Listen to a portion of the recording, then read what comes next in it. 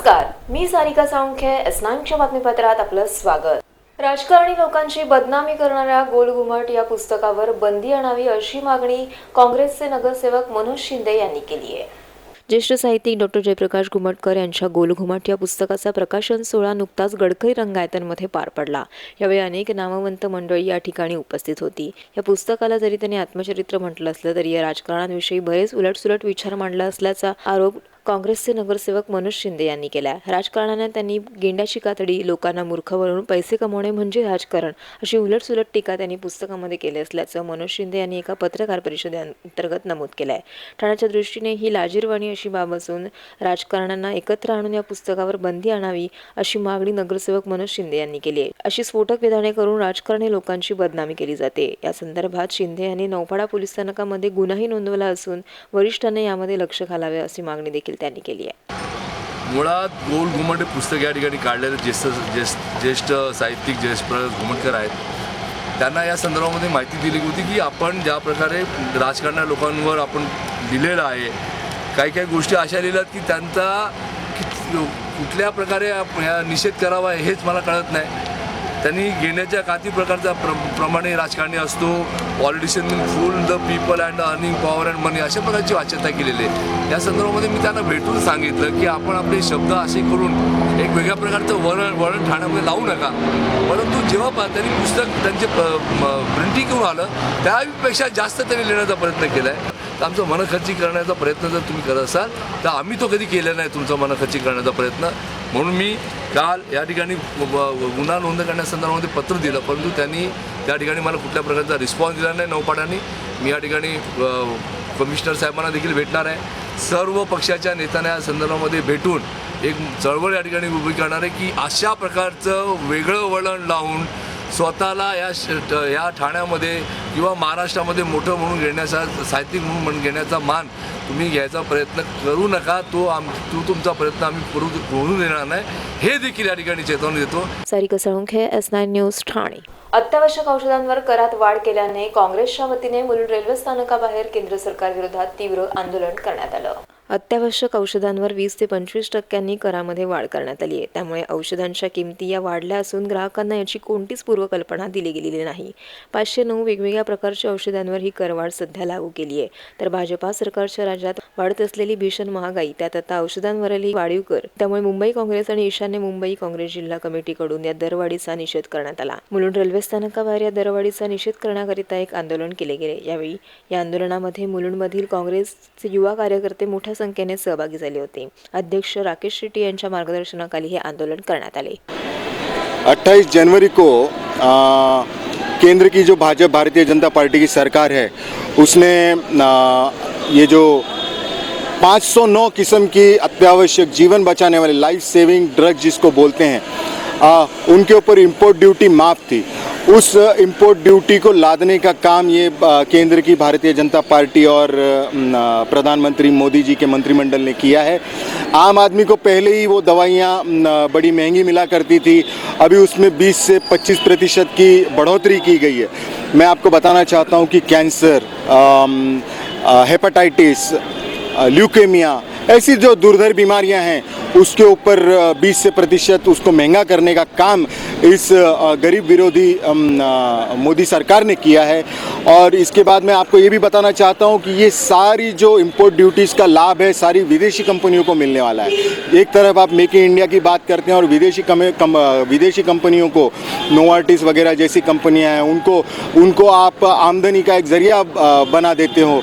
तो इसके लिए ये मुंबई कांग्रेस और ईशान्य मुंबई जिला कांग्रेस कमेटी की ओर से हमारे जो वरिष्ठ नेता है यहाँ के मुलुंड के स्थानिक, उनके माध्यम से, उनके सहकार्य से हमने यहाँ पे आज ये निषेध का कार्यक्रम आयोजित किया है. Yogesh Mawade, S9 news, Mumbai.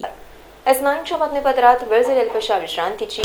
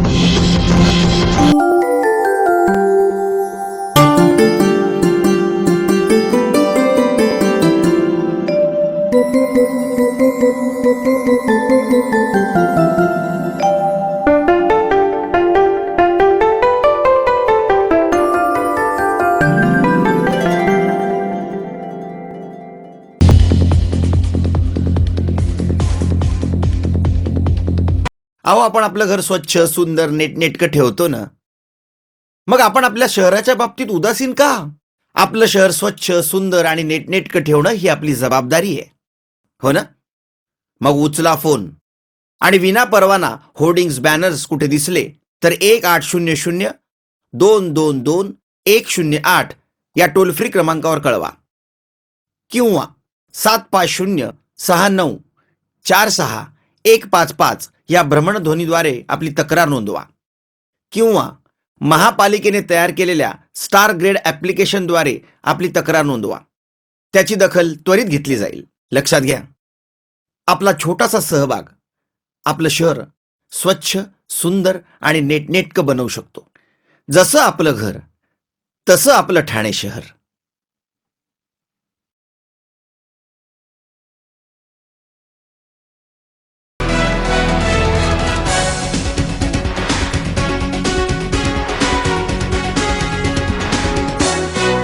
S9च्या बातमीपत्रात आपलं स्वागत.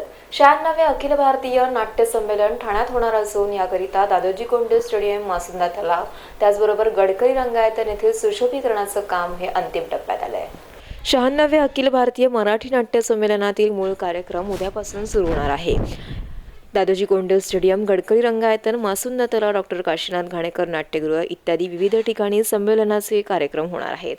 आयोजकांनी गाजावाजा करून जाहीर केलेल्या तरंगत्या स्टेजचे काम हे 80% पूर्ण झाले असून ते तलावामध्ये हा रंगमंच हलणारा नसून केवळ तलावामध्ये उभारण्यात आलाय. 4000 प्रेक्षकांची पात्रता या रंगमंचावरील जवळील प्रेक्षागृहाची असणार आहे. तर या तलावाचे मुख्य आकर्षण ठरणार आहे ते स्टेजवरील बॅकग्राऊंड. दादोजी कोंडदेव स्टेडियममध्ये भव्य असा स्टेज उभारण्यात आलाय.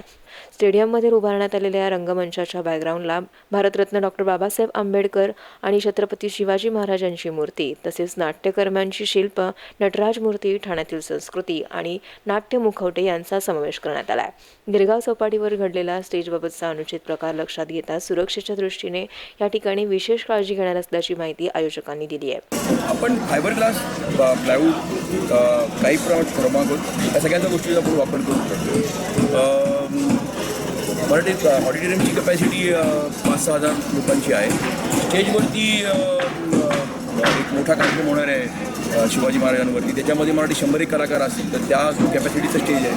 त्यांच्या एंट्री एक्झिटच्या हिशोबाने आपण केलेलं आहे. आपण त्यासाठी म्हणजे जागोजागी फायरची इक्विपमेंट ठेवणार आहोत.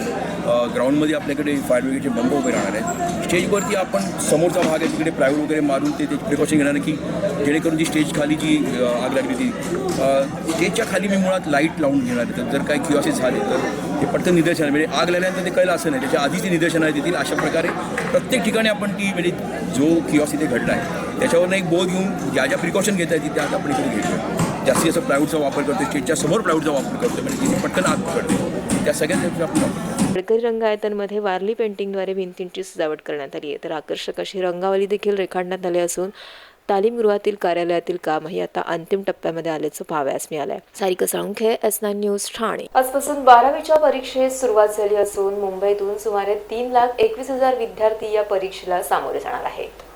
10वी आणि 12वी या बोर्ड परीक्षांचे शैक्षणिक जीवनामध्ये विद्यार्थ्यांसाठी अतिशय महत्त्वाचा असा हा टप्पा आहे.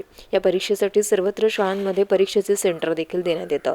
आजपासून 12वीची परीक्षा सुरू झाली असून इंग्रजी भाषेच्या पेपराने या परीक्षेची सुरुवात झाली आहे.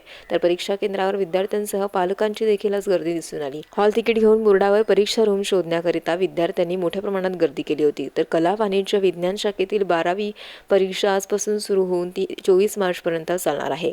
परीक्षा केंद्रावर विद्यार्थ्यांची कोणत्याही प्रकारे गैरसोय होऊ नये याकरिता शाळा प्रशासन सज्ज झाले असल्याचं पाहावयास मिळालं. शिवाय काही अनुचित प्रकार घडू नये याकरिता पोलीस बंदोबस्तही परीक्षा केंद्राबाहेर ठेवण्यात आलाय.